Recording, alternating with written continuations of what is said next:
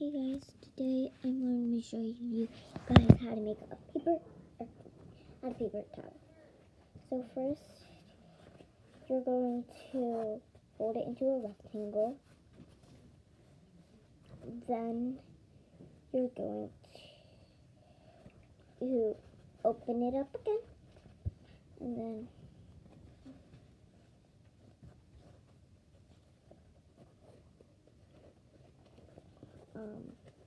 like fold this edge if you could. It's kind of hard.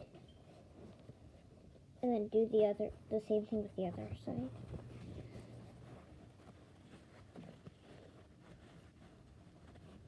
Should kind of look like this. Then after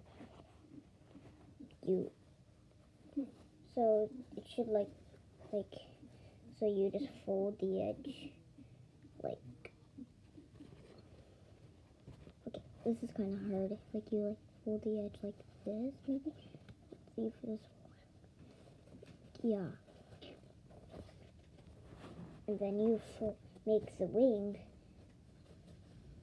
To do it a faster way, and since it's a paper towel, you could do this. And it's not the best because it's a paper towel, of course, but there it is. And that's how you make a paper towel airplane. Bye.